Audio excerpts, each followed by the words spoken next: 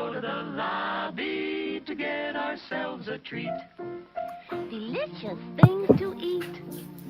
The popcorn can't be beat. The sparkling drinks are just dandy. The chocolate bars and the candy. So let's all go to the lobby to get ourselves a treat. Let's all go to the lobby to get ourselves a treat.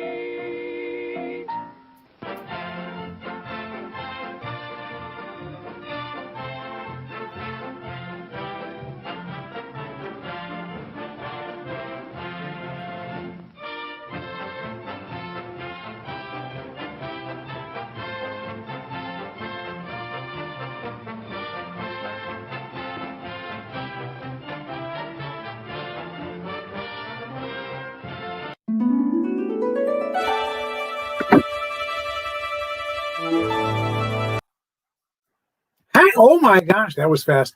Hi, everybody. Yeah, it still had the New Year's Eve thing on there. That's because I'm just too lazy to take it off. I'm looking over here and I see fucking Seth Rudetsky has come out again during my goddamn show. That's annoying, Seth. You should, if you're watching, well, you won't be because you're doing your own damn thing now. Anyways, no, Seth does a great thing over there, what he's doing, and I'm proud to know him. Now, tonight we have a great guest. We have a really great guest, an old, oh my God, long time ago friend of mine.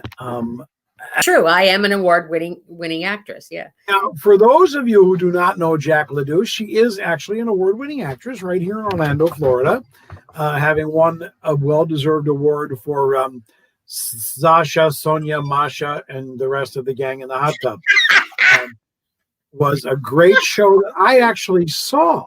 I saw that show. Yeah, amazing that you actually saw it. Immensely. Michael Wanzi was in that show. Michael went for it too. Yeah, he was wonderful. Yes, he did. He should have, and everybody should have. Yeah. There's Al Delfonso. Yeah, hey, Al. Cool. And George Marcus here too. Yes. Yeah, we've got about 7 people out there somewhere. Yeah. Who knows who they are, but they're there. And that will actually, I don't know if we don't see everybody from everywhere that's watching. Right. Is what's interesting about that. Well, you have a following or a cult. I'm not sure which. Or stalkers. Oh, there's that too. Everybody has a gun. But right now, folks, I'm excited because this fella that is going to come on with us right now is, as I said, is an old friend. And you're about, this guy is, I don't know what's going to happen tonight. But, you never know. Frankly, and you can't see him. I don't think you can see him, but he just nodded his head like this. And I'm like, I am so screwed. So it's going to be a fun time. Mark is coming to us from the city that never sleeps, folks. Mm-hmm. New York. Start spreading the news. And I would have used that music, but then they would have told me that I'm in some violation of some horseshit thing. So right now, ladies and gentlemen, without further ado, here he is, Mr. Mark Greenley. Yay! All the way from, and I want you to know, my background is green screen. Mark's is real life, honest to God, New York. That is not, yeah, that's honest to God. That's pretty cool. Ladies and gentlemen, here is Mark. Mark has frozen, but I'm sure he's coming back in a moment. I don't think that's going to be a permanent situation. We'll try and fix it. He's gone, but he will come back. Gone, but not forgotten. Let me just text him to go ahead and go out and come in. Go out. Oops. Well, it's cold up in New York, so no wonder he froze. Boom, chain. We don't have him. I'm sorry, folks. He will be back, though. I know he'll be back. I'm sure he'll be back. So you guys went to Epcot today, didn't you? We did indeed go to Epcot today. We had a wonderful, wonderful time. Yeah. Trying to find the private chat. There he goes. He went out. He knows what he's doing. All right. Mm-hmm. Yeah, we had a really nice time, as a matter of fact. Mm-hmm. Al and I, we walked around. We found some art we found. I don't know if anybody's interested in finding out what we found. It's on my Facebook page. Go see. It's That was really nice too. It was very tradition Mickey thing, something a little bit different and fun. And I probably should have come out and shown it to you out here live, but such is life. I didn't. well. That's because you didn't know that Mark was going to freeze, and then you might need to do that. Yeah, and I would have had something to show you. Yes, but there you go. That's it. And I can't tap dance because there's just not enough room in here, and I would probably step on Webster. Joe, don't tap dance. So, we went out and we had a nice time. We ate for the first time ever, which is kind of surprising to me. We ate at the Living Seas restaurant. I like it there. I really do. Which was very, very good. I had the lobster bisque. I'm paying for it now, I will tell you. I have had too many carbs in the past 24 hours. Part of that's my fault. I know. Yeah. And I am just blech right now. But what are you? Blech. It tasted good. Now let's talk about what has happened with Miss Jack. Why? In the past week or so. Oh, geez, Louise. So I get a call saying, oh my gosh. I said, what happened? I think I broke my toe. Well, yes, she did. She did. For those of you who are tuning in to see Mark, he should be back at any moment. We're just waiting for him to come back in. He's having a little technical snafu on his side of the pond. And Jack, I think I broke my toe. And then it turns out she did break her toe. Then a very few days later. No, it was a week later. Was it a week? It was a week. I hear, well, I broke a toe on my other foot. So that's what's going on with Jack. Yeah, thanks, Joe. You're so that's welcome. what we're calling toes, yeah. And they're like, you want to walk around Epcot today? No.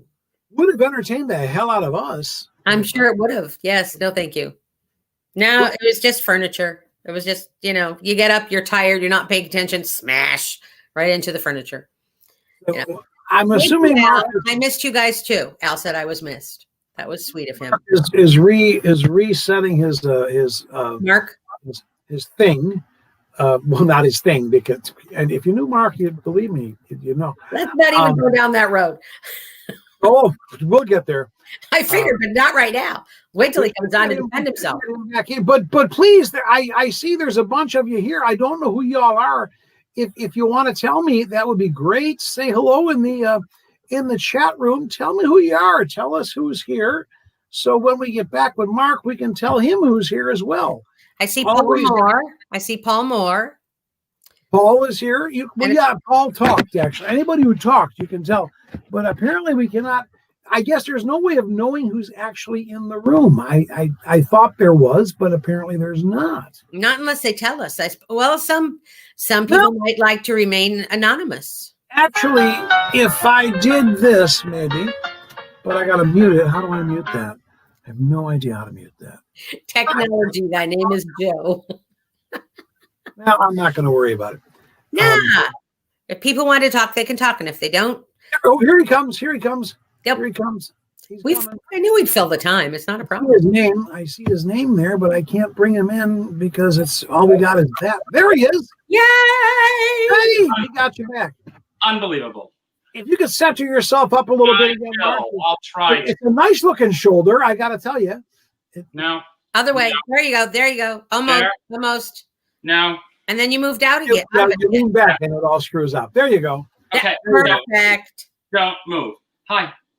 Are we having some technical schnarks in the I believe that's what you would call it. Yeah. Yes, it happens. It happens. Technical term, Mark. It happens in the best of places.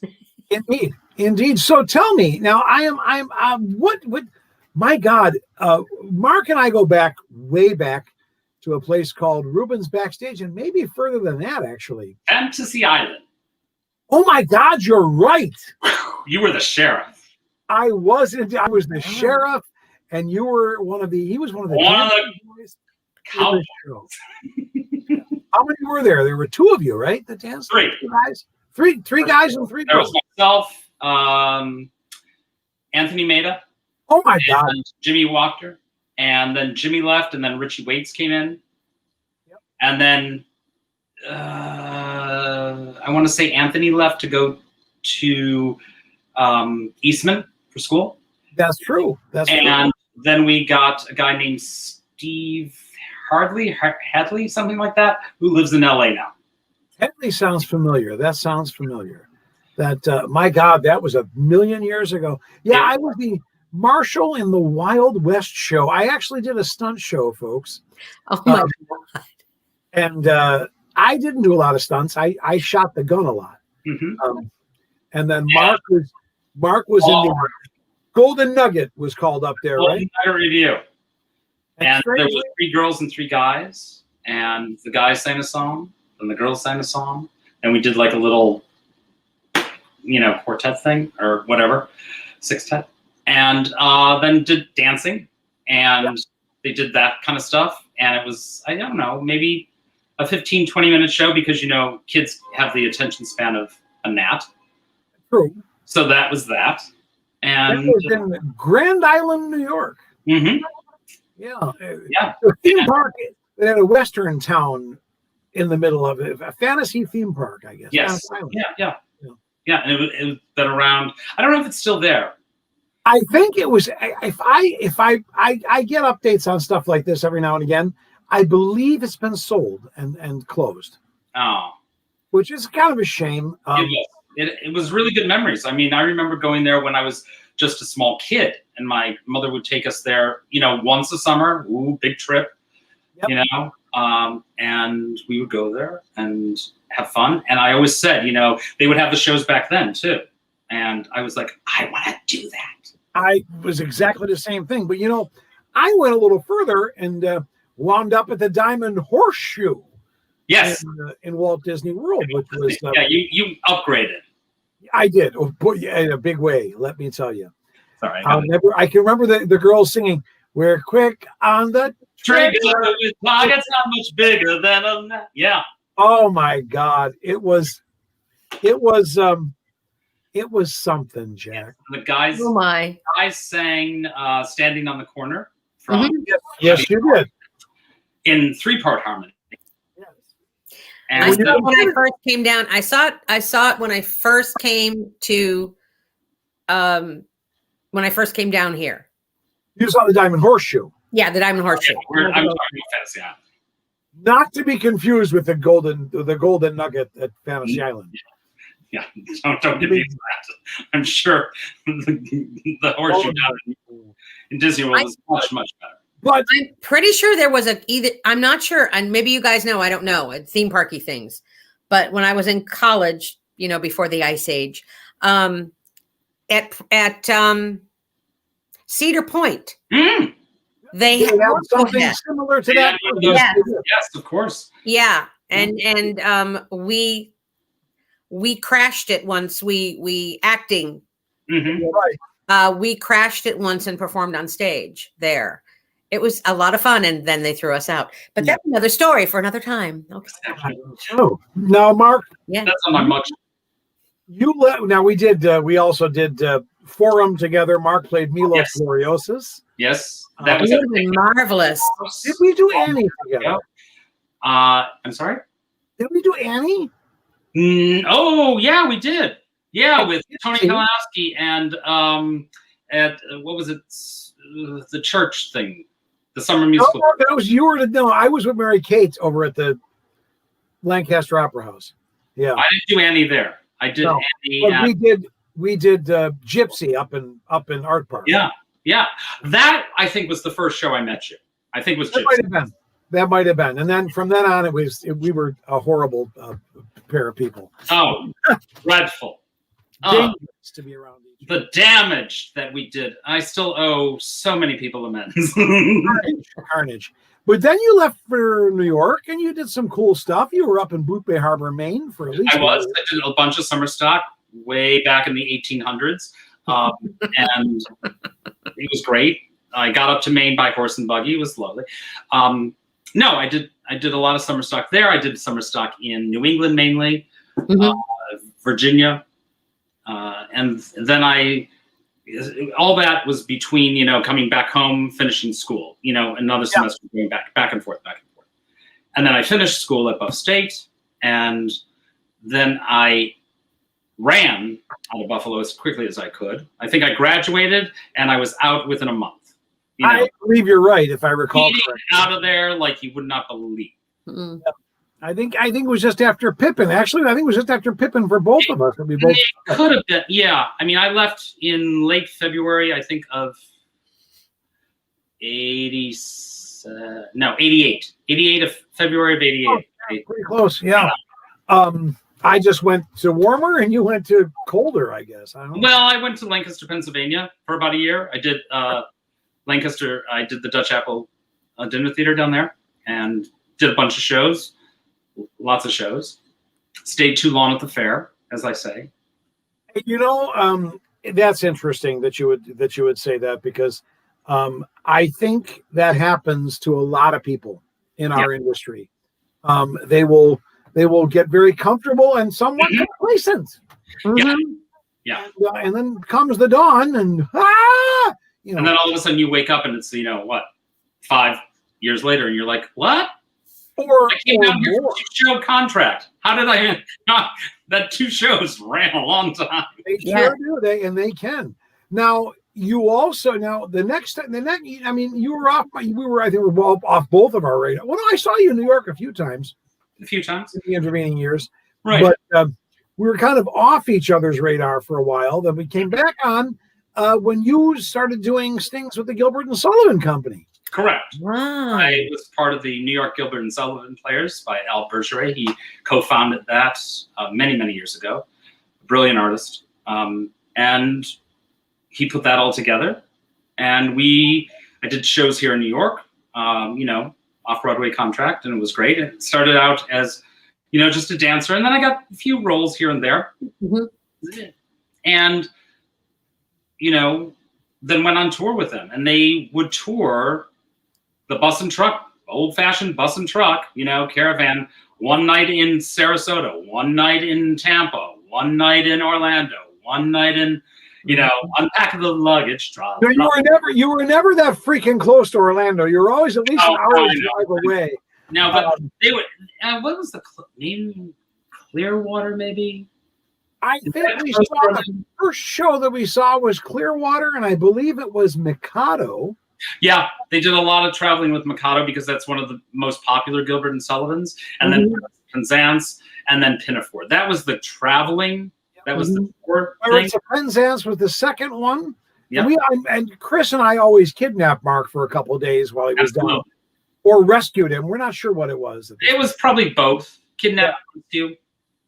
911, something like that. But it was great because I also got to see those two.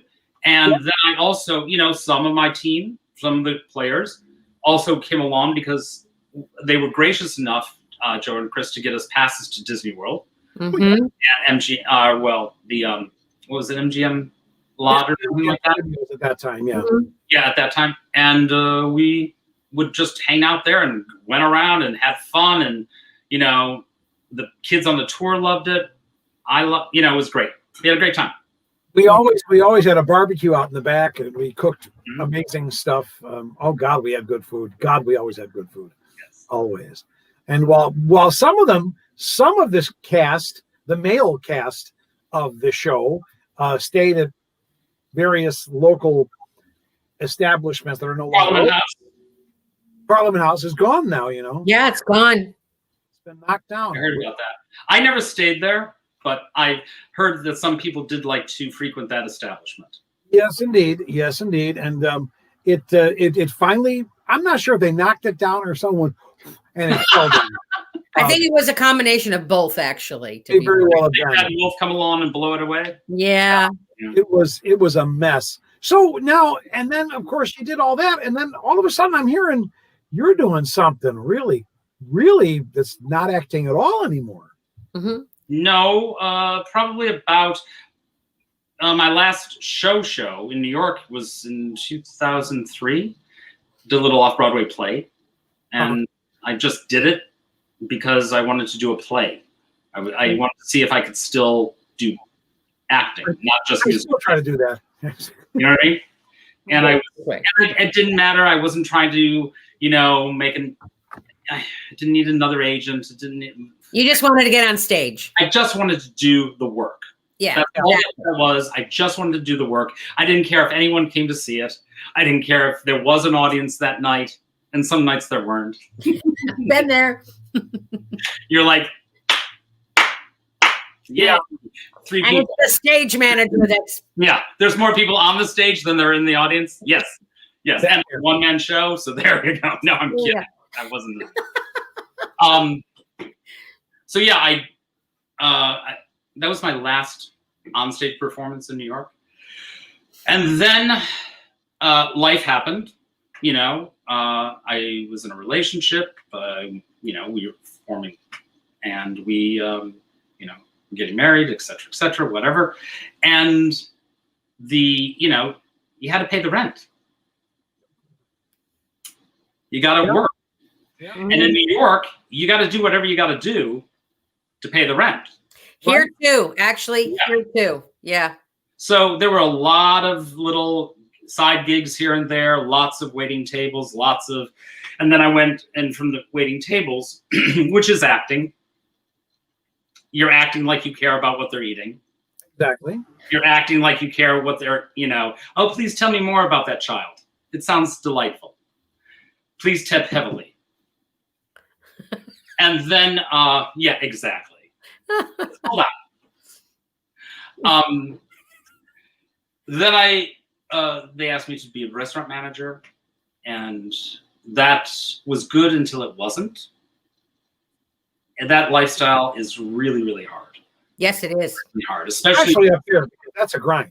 That's a grind, and it's really demanding, especially in New York City. Yeah, it drains you. Very demanding, especially for the type of restaurants that I was involved with. Mm-hmm. I wouldn't say they were 5-star, but they were high end. You know, they were expensive. Cool. Yeah. And so therefore, if you get expensive restaurants, you get expensive people, which then demand more. Yeah. Well, goes without saying, I guess. And I was the nighttime manager because, you know, yeah, thank you, Jack. Yeah, you know where this is going. Not good. Not good. And yeah, it was not a good lifestyle. So I had to make a decision, and one of my last gigs, they fired me because of stuff that went down. And I had a real estate license that I had gotten a year before all that might happen. And so I called up a friend, and they said, well, you know, you can come in, meet with the team. And it was a smaller agency, blah, blah, blah. And that's how that started. And that was about 18 years ago.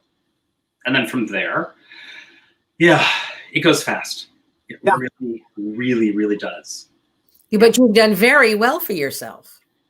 Okay, thank you. You know, as far as, you know, because yeah, I'm surviving. Yeah.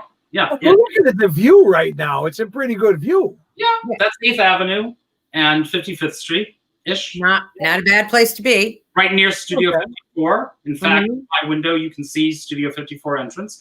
I never had the opportunity to go to that, even when they reopened it. Thank God. But now it's the theater, and it's an amazing theater. It's a great house. Excuse me. Which hopefully they'll be able to open again real soon. Hopefully. Yes, we're going to talk about that. I'm really excited about that, and I really think that once we can get over this new way of living, yes, and new way of having to deal with, because I don't think when people say, "Oh, let's get back to normal," you know what? We're not going back. No. I said I think we need to now establish, not reestablish, but we have to establish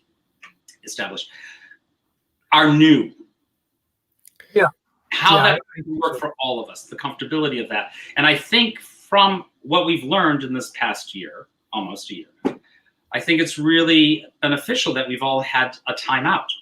Mm-hmm. I really think it's been beneficial for the entire globe to have a timeout, to do some soul searching, to understand and listen to your neighbor and listen to what's going on so that we can move forward in a more positive way. And I think that's important. I also believe that we had the joyful way of seeing what happened yesterday. For me, that was joy. I feel that a weight has been lifted off of my shoulders, I feel that the nightmare is over. It was almost kind of like, I felt like we were in a bad movie, like Back to the Future 2, where that Ralphie guy, or what's his name? The bully? Biff. Biff. Where Biff ran the country. That's how I felt the last 4 years were. Yeah. That's actually a very good analogy. I never thought of that, but it's a very good analogy, Mark. We don't usually like it in the movie. I didn't like it in the last 4 years. No, we don't usually get political on here, but I'm going to let it go. I have no problem with that, especially now today. Well, you're not saying anything. You're not saying anything mean. No, you can. I support everyone. Everyone has an opinion, and I think it's very important. Actually, is that we listen to other people who don't agree with us, because that's the problem. What happened probably decades ago, and I was just talking to a friend of mine about this, is that I feel decades ago, and again, this is just my feeling, no one else's. I feel that decades ago, we were being set up to be us versus them, blue, red, da da da da da, and then it just started to grow, and it's separating. Instead of being the United States or united people, now we're separate people, and now it's our job, me, you, everyone, it's our job to listen to somebody who doesn't agree with me, to understand and empathize with them, and see how we can then come together. Yeah. Because we're not right, we're not wrong. We all have feelings about what we're doing and why we want to live this way. And I don't, whether you're white, whether you're black, whether you're whatever, it doesn't matter. We all have to live together. Yes.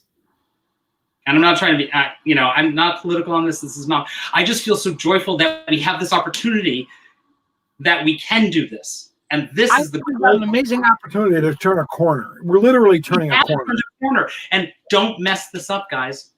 I know.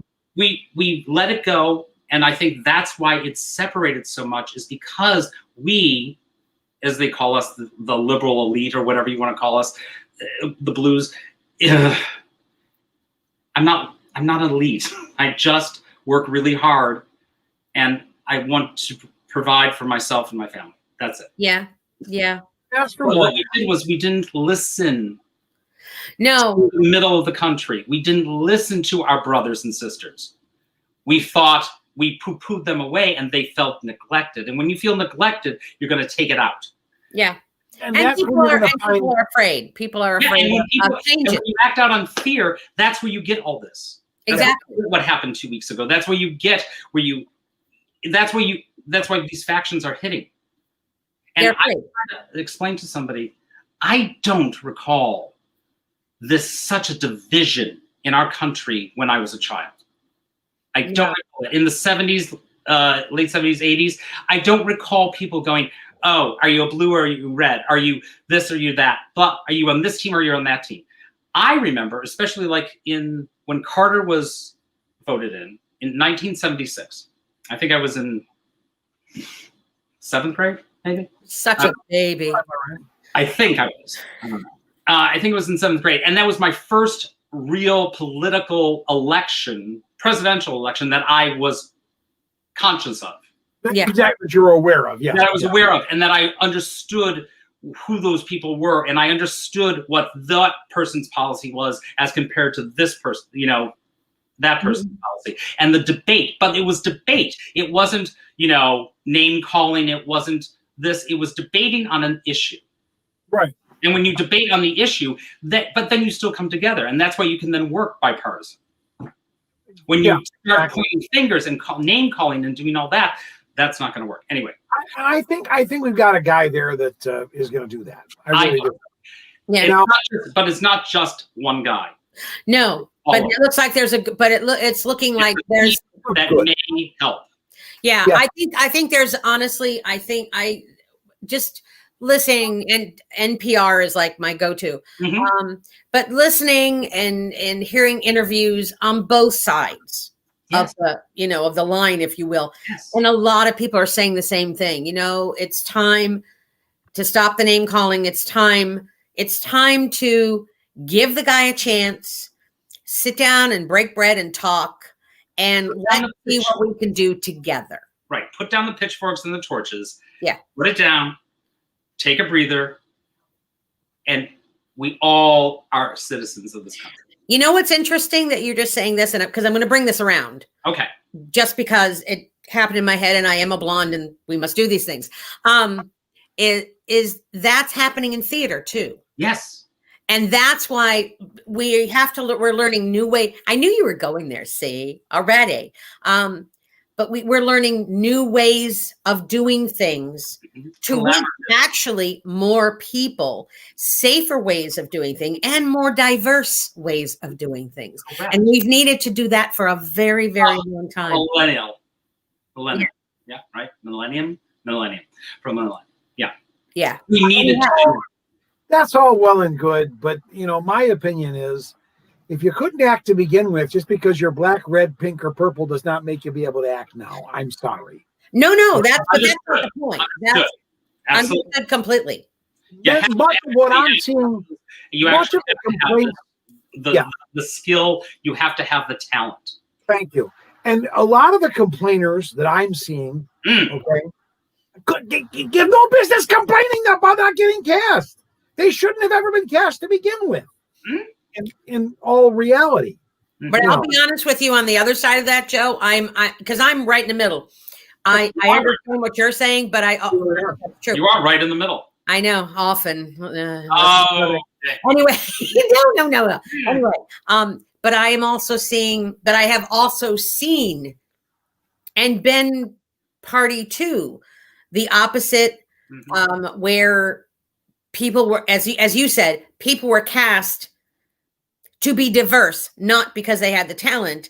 On the other side of that, I've also seen people audition, and I've watched the auditions go, oh yeah, they're going to get the lead, and they walk back and they get nothing, and I'm like, but they were so damned good. Why weren't they cast?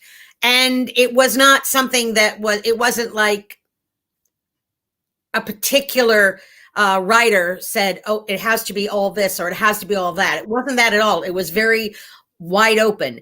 And so I've seen both sides of it, and so I understand how some of my friends are really up in arms and saying, it's time that we did it. And I've been noticing, especially over the past few years, that Broadway especially has been trying to become more and more diverse. And I think it's fabulous.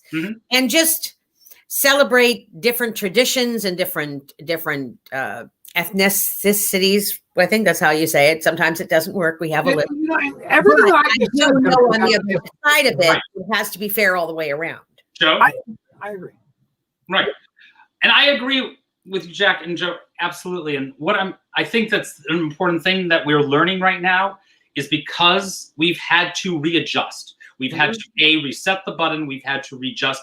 And that's what we're finding in theater. We're finding actually in every business. Yeah. Not even a year ago, would we know even how to do what we're doing right now?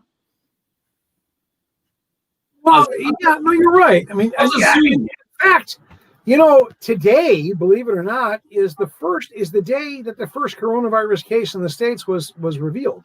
And now we're over, 400,000 deaths. 400,000. Someone said the other day, the day they hit 400,000, I think it was just ahead of just the day before, or maybe it was yesterday. But all of a sudden, 500,000, okay, let's not push it because we're already bad enough, Yeah. But I feel that there is movement for the vaccines to get out. I know some people are naysayers, and I know some people will disagree with me and say that this was, whatever, however you believe. That's fine. And that is your right to believe what you want to believe. However, I live in New York. I lived the nightmare. And I've seen what happens. And there's where I want it. I'm very, very curious as to what is, obviously you are not going out to your gig to sell the apartments, correct? Well, we're back in the office now with lots of, lots of regulations, lots of paperwork, lots of mask wearing, right? Lots of disinfectant. Sure. there's a lot of protocols that are in place in order for me to get back into the office, do a showing, et cetera, et cetera. What I do specifically now, and I've been doing this for almost 18 years, is I do luxury new development real estate in Manhattan. And what that means is I go in for a developer, the guys who build the buildings, the builders, the developers, and I go in and I either sell out a building for them with the team, or I rent out a building for them with the team. Right now, and typically, traditionally and typically, Manhattan, New York area in general, has always been a high rental market. Sure. Instead of buying. It's crazy. It really is, because I don't even want to tell you what the prices are here, because I tell people outside and they're like, hey, that's for a month? Not for a year, that's for a month. But anyway, I go in and I do these buildings. Right now I'm doing a building on the east side, right in Murray Hill area. It's a beautiful building. Oh, it's a gorgeous area too. Gorgeous. That area is also developing. It's right near all the hospitals, Langone and Bellevue, et cetera, et cetera. And that building, it's called the American Copper Building. If you want to go on the website, it's gorgeous. And it's beautifully architecturally done, et cetera. So I'm at that building. And I go in, and it's a huge, massive building. And I either do a lease up, meaning that we start from scratch and or get people in for the first thing, or now we're doing re-rentals. And what I do over the course of the 18 years, not just at that building, mind you, but many, many different projects, is that I go in, work with a team, and we either sell or we rent out the apartments. And they can range anywhere from, for example, rentals. Right now in Manhattan, in a luxury building, full service, with lots of bells and whistles and lots of amenities, studios are starting around $3,000 for about 450 square feet. Yeah. One bedrooms are starting at about 4,000, maybe 42 on a low floor. And that's probably for about maybe 650 square feet. 2 bedrooms are starting at around 7 something and going up from there. 3 bedrooms are starting at a little under 10 and going up from there. A month, sir. A month. Yeah, So I'm not surprised. the market here in New York. And people are like, like somebody was saying, I won't name names, but somebody was saying that New York is dead. No one's living here. No one's none of that. We are so busy right now. I can't keep up. We're working constantly. I mean, once we shut down and weren't in the office, and we had to work from home from since March 17th-ish. Yeah. I really haven't had a day off, because if I'm not in the office, guess where I'm at? Right here. Yeah. Well, I have been told, maybe I'm the one who said it to you, I don't know. But I was told that everybody's leaving, and it's a wide open market, and there's lots of deals to be had. Yes, there are a lot of deals to be had, absolutely. But nobody's leaving. What they're doing is they're going from one building to another building, to an uptown, to a downtown. They're doing this. Also, people are still moving to New York, guys. Yes. Absolutely. It's a global city. We're getting many, many people who are still moving here. And I don't see it slowing down. So I don't know who said New York is dead. Yes, we'll go into that in a second. There are certain things you cannot still do. But New York is not dead. In fact, it's very busy because people know there are deals to be had here. In fact, Joe, I think you were telling me this, or was it somebody else? Friends are actually moving up here because of deals, because this is the time. And we've also seen that the current building that I'm in right now is so highly priced that when it first came to market, only certain echelon income earners could get into the building, because you have to qualify to get in the building, obviously. But because there are so many deals right now, and because we are flexible and we're making deals happen, those people who were just on the cusp or just a little under are now getting into those buildings. And that's what we're seeing now. We're also seeing, which is really interesting, is that in it used to be that everyone wanted to live in the center, like kind of around the Times Square, kind of like the East Side, Uptown, West Side, Right. in that kind of congestion, right? Mhm. Because that was the pulse of New York. Sure. It's not so much anymore. Now we're seeing is that the buildings that are on the coast, which we call the Hudson River and the East River, the coast of Manhattan. No beaches. Well, there's a beach, but it's, you don't want to go there. The coast we're finding to be more popular. And we're seeing those buildings that are on the coast are doing well because people now do not want to be in the congestion. Right. They want to have a little elbow room in New York. Right. We're seeing people going uptown, downtown, but they want the elbow room. We're also seeing that, which is I find really interesting, is that we're seeing that people even in the buildings are upgrading to larger apartments because they're working from home. So the studio person moving to a 1-bedroom or the 1-bedroom. They need the room. They need the room. Yeah. And we're also, obviously, you guys know this, outdoor space, even in the suburbs, outdoor space is always premium. For sure. And in Manhattan, if you can get even like a little Juliet balcony that you can, even just stand on, you're going to pay a premium. Yeah, you are. Absolutely. Absolutely. And those are going like that. Outdoor space you cannot keep. But I mean, as far as obviously there's no theater. All right, we went off on a tangent there, but No, great. There's no theater. No. So let's talk about that. No, there's no theater. In fact, I was just today finally going through a project, which I've had boxes stacked up since I moved into this new place, of my playbills. And I've always collected playbills since, way, way back when I first came to New York. And a few years ago, Mike's gave me the playbill folders that you can put in the acetone thing. So it's collecting. So I started to do that. And I have boxes and boxes of these playbills that I have to go through. And I was going through some of them. And I found the playbill of the last show that I saw before lockdown was last year. In the first week of March, right before my birthday, was Who's Afraid of Virginia Woolf with Laurie Metcalf and Rupert Everett. It was in preview. Laurie was tremendous. She basically wiped the floor with everybody and threw out the ride. It was amazing. It was a great night of theater. And then we shut down. Yeah. I wanted to go see West Side Story. I wanted to go see, I can't even remember now because it closed, Yeah, well, our mutual friend Michelle Ragusa. Yes. I was supposed to. Yeah, we were going to go see Sunset. Sunset Over Sunset? What was it called? Something like that. I can't remember now. It was based in LA. It's kind of like a film noir thing, I think. It was and theater. that's shut, and what a damn shame that is. It will open once we can get back. But and that's what they're saying. And she was saying the other day that the dressing rooms are just waiting for them. Yep. That's the pulse of the city is also still alive and well because the theater community, even though I'm not acting anymore, I'm still very connected to that.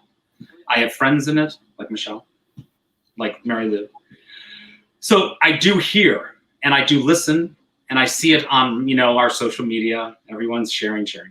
So I do have the pulse of that. And yes, they are going back to you, Jack, what you were saying about being creative and collaborative, what we're doing in the city to make those types of things happen. I mean, I think it's great that the actors are being so thinking out of the box. Can't get into the theater, so what do we do? And that's where this new collaboration is going to begin. I was talking to my friend Yvonne right before this today, and she's excited because of, once the weather gets warm, not only Shakespeare in the Park, but Shakespeare on the Corner, or Shakespeare here, or like a musical down at the boat slip, or what? Who cares? Just do it. We've got something like that going on right now. Creative City Projects. Yep. And they've got a second one going in Mead Gardens, I think or maybe Lou Gardens, but it's where you travel with them to each section of the city. It's fabulous. It's a whole different thing. It's a whole different thing. It's almost kind of like a progressive dinner or you know, like a murder mystery. Wouldn't that? Ooh. Murder mystery, traveling murder. Even when I started this, I was kind of alone in this area. It was just me doing it. Then holy Christ, a lot of people have jumped on this bandwagon, let me tell you. And I'm not making a dime off this. In fact, it cost me money. You know what I'm saying? We need to start a GoFund for you then. Yeah. But we're having a great time with this. We get to talk about, we get to hear about what's happening everywhere in the world. I mean, in 2 weeks, we're going to be going to, in a couple of weeks, we're going to be going to Japan. Our guests can be from Japan. So that's really cool. We've already had Australia. We've had a lot of places. But New York, of course, is, you know, is the heartbeat. It's literally the heartbeat of the theater community in this country. It's not Hollywood, it's New York. It's New York. And what does a day look like now, Mark? You and I talked about it briefly. Well, when pandemic last spring, it was because, again, we're all scared. No one knew what was going on. We were literally glued to the television every morning at like whatever 9:30, 10 for Governor Cuomo to come on and basically calm us all down. Thank God for him.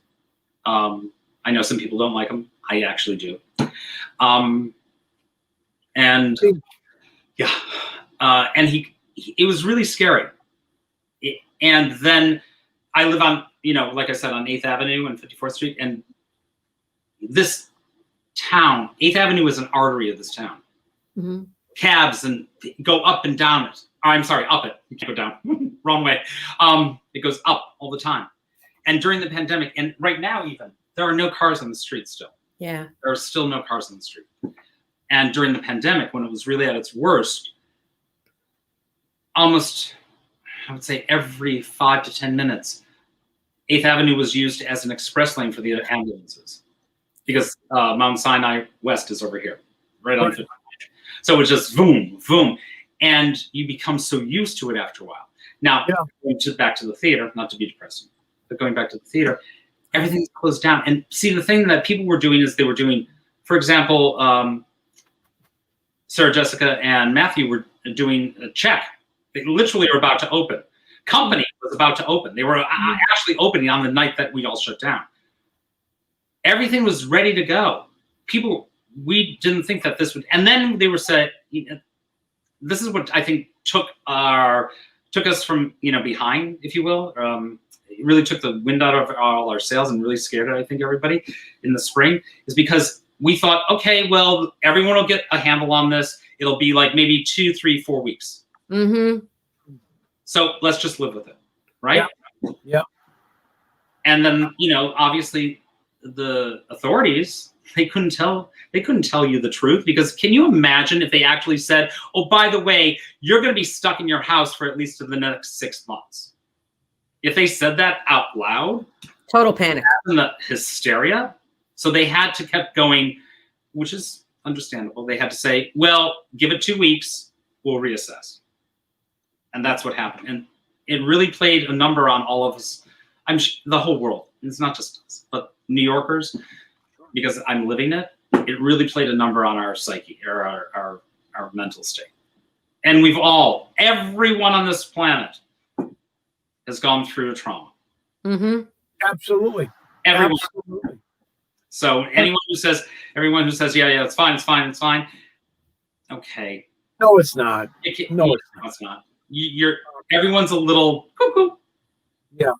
And well, I mean, some of us more than others. Yeah. We're trying to relearn, and that's fine. So going back to New York and the pace of it, and then the summer happened. Then by the summer, so that cafes or restaurants could open, that kind of let more people out, and we were able to do that. I was able to go to the beach a lot this summer. Thank God I could work from the beach, because I was basically working from home. So really, if you have a computer and it actually works and doesn't, you know, black out in the middle of a Zoom call, you could work from anywhere, which is lovely. So that's, again, what we were doing. And the theater itself, that's why I keep going back to collaboration of the artist and the collaboration of the backstage workers. Remember, it's not just the stage guys. Actually, I'm more concerned about the union hands, the techies, directors, the costumers, the wig, the hair and makeup, the ushers. Yeah, When are they going to get back to work? And also, sometimes, you think about, oh, well, my show closed, right? No matter what position you have in the organization, the show closed. You can kind of go to a different job in between those, like a waiter job or a temp job or this or that. That doesn't exist anymore. It's just not there. Yeah, there's nowhere to go to. You don't do that because it doesn't exist. Not right now. Or if it does, there are very few people who have those. So that's why I think it's also very important that if we can, we have to support our brothers and sisters in that, whether it be monetarily, whether it be creatively, whether it be anything like that. That's where, if you do have the means, this is the time to put that through. Mm-hmm. Yeah, I wish, I worked down here. This is Ann Smith saying, and Ann Smith, oh my God, what a singer this lady is. It's interesting to hear, God bless us all, and that's a fact. I down here, I was working with artists helping artists down at the Plaza Theater. People came through in their cars and got food. Yeah, literally got meals and food for a day, or and vegetables and stuff. And it was basically for the actors and the performing artists, anybody in the theater industry. And down here, it's a very wide community, because we can consider, and on this show itself, I consider the guy who shovels the crap behind the horse at Walt Disney World somebody who's in the business. Absolutely, because if he doesn't pick it up, who's going to? Exactly. Yeah, it's all on stage. Yeah. We have some fellow actors and directors or whatever who've gotten together, Gopar, which Joe knows, and they are putting themselves together to try to get money, get means, get access for anyone in the entertainment field that is suffering right now. Are we off the race? And we're Thank you. Thank you, a new brain. Is that it? Are we done? Are we off to the races? Are we done? I'm sorry, I'm not going in this angle. Yeah, but there's never enough. There's never enough. No, and that's why going back to our original thing, that's why it's so important for us to get back to business. Yes. Not back to normal. Whatever, normal doesn't exist anymore for me. We have to. We've learned so much in this last year, not only about how to do things differently, technology-wise and collaboration-wise and video-wise and this, but everything-wise. Yeah. It's also getting back to our new. And that is what I'm excited about. I'm excited about to see how we all come out of this positively, and how we all work together positively to make that happen.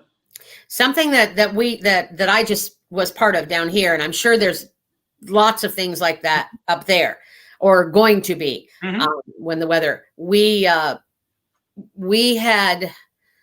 through the Fringe Festival, we had what we call the Fringemas Carol, and it had 1, 2, 3, 4, 5, 6, 7, I believe 8 or 9 different companies come together for an outdoor retelling walkthrough, almost murder mystery kind of walkthrough of the Christmas Carol. But it was so great because it was dance, it was music, it was tech, it was video, it was actors, it was costumers, it was everything. And it was so holograms. We had holograms. Wow. It was really fabulous because all of these people who had not been able to do something came together to do this wonderful thing. And we were sold out every night. It was, a limited audience, obviously, precautions, but it was really amazing. And when you were talking about that, that's the kind of thing I was thinking of. Like you said, Shakespeare in the Park, Shakespeare on the Corner, murder mysteries in Manhattan, whatever. But I think that's the kind of place that we're going to be going to. Right. Right. And also, let me just say this. After this is all said and done, I believe that if you are in the arts and you are doing that, and we do get back to what we do and love what we do, really cherish that. Oh, yeah. Really cherish the blessing and the gift that is what that is. Mm-hmm. Because as we've now all experienced, it can be taken away. Yeah. We just had a bloodbath at Walt Disney World not too long ago. People with 25, 30 years. And Mark, by and large, they came out saying exactly that. Yes. We appreciate what we had. The ones who didn't come out that way and were bitter and all of that, well, I feel terrible for them, but I feel more terrible for them that they're going in that direction. Right. No, you can't, because that's just gonna eat you alive. Exactly. Nobody wants to work with the sour grape. No. They pulled the rug wasn't pulled out from under me. I knew what was coming. Yeah. And I would move on to other things, Yeah. Unfortunately, this time it just doesn't work that way. No, it was pulled there out. are no other things to move on to. So if you look at it that way, I guess we're all on the same playing field. Yeah, we are actually. So we're all down. We're all back to one, as they say in the biz. We're back to one. And this whole thing is back to one. But that's great, because now we can play. Now we can. Exciting to reinvent yourself. Let's face it. It's a very exciting. God, yes. to do that. Oh my God! What a great year to take off, because you have to. But what a great year if you could have, to reinvent yourself. Yeah. Reinvent what you do. Learn something new. What you are. Reinvent. I was back in the day, again 1800s. I was, an ingenue, young juvenile lead, blah blah blah. Yeah. That is not this anymore. No. Accept that, Mark, and move on. Everybody accept that. Now be a character. My friend God. Michael LaFleur used to, and he'll tell you this in 2 seconds, and he'd said this on the show, back in the day, and I keep going back to Walt Disney World because it's real easy to go back to Walt Disney World. But back in the day, they looked you right in the face, said, remember, this ain't forever. Mm-hmm. This gig ain't forever. Absolutely. And I think, but when you've been there for 10, 15, 20 years, you grow somewhat complacent and forget about the fact that it ain't necessarily forever. It's not forever. As they say here in New York, there's always somebody prettier and younger getting off the bus at Port Authority. That's right. Prettier, younger, thinner. Prettier, younger, more talented. You go down every day. Yes, it does. And there's good. And it should happen every day, because if it didn't, we would still be like in the Greek amphitheater in togas. Exactly. Which would suck, because that was it was boring. It was boring. Wait. Kids, this has been Greek murder mystery. No, okay. That's believe it or not, we have passed an hour on what? Yeah. This has been gosh, we could just chit chat away, can't we? This is what we do. Probably a lot more we could talk about, Mark. In fact, I know there is. I'm sure. So I want to extend the invitation to come back with us again. Maybe, how about this? How about maybe in the spring when we have an update of theaters opening? That would be really cool, because we got somebody that's there. Yeah. And if you want to come on with us, maybe I'll film something of actually going to a theater and buying a ticket. I'm really excited to go to the first show back. I think that's going to be a very emotional experience for me, because the theater to me is my church, is my temple. Mm-hmm. That has always been. The smell of the floorboards, the smell of the curtain. Everything. The roar of the grease paint. Thank you. Oh my God, that smell in the dressing room from the makeup and the heat of the lamp. Yeah. Yep. The fog and everything that rises from when the lights hit. Right, when the lights come on. Yeah. And then at the very end of the night, when you're walking out with your bag and the ghost lights on. Yeah. Oh. Cherish that, guys. Cherish that. Yeah. That's the thing. Remember what you had, because it ain't always there. Yep. And if anybody can really understand that lately, I can. Yeah. Exactly. And reinventing yourself and all of that, it's a good thing for you, kids. It really is. It's a good thing to soul search. This has been great. So consider that invitation out there, Mark. Okay. I want to have you back, maybe more than once, maybe with another guest as well. Like updates from New York. Did it. Well, that would be so much fun. Now that I know Seth Rudetsky comes out at the same time I do, I'm going to be sending him a note saying, "Would you like to be on the show?" Since you're already taking up my people. So, anyways, but no, I'm kidding. We've had such a marvelous time tonight. I want to thank you so much for being out here. I really appreciate it. I'm very grateful that you asked me. Thank you.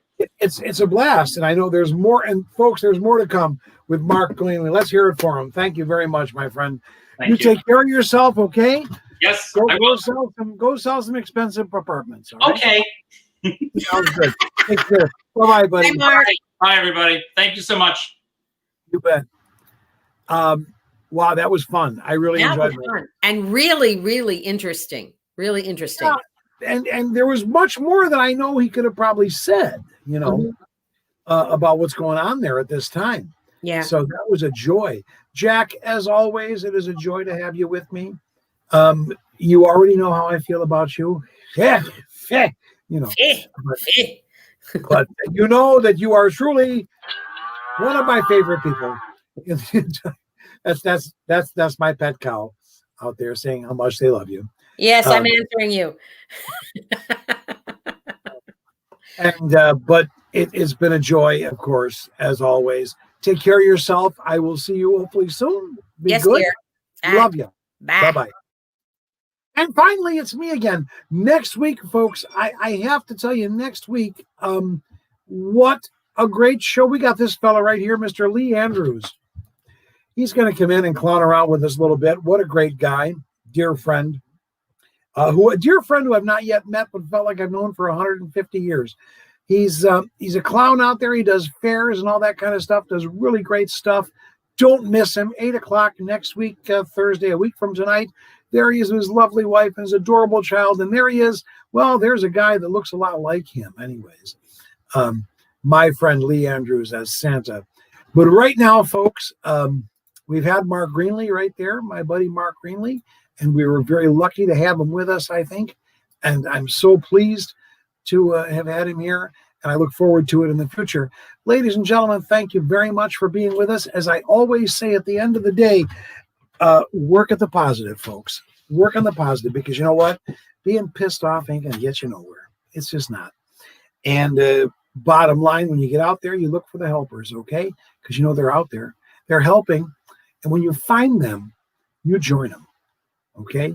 Good night, and may your God go with you, as always. Bye-bye, everybody.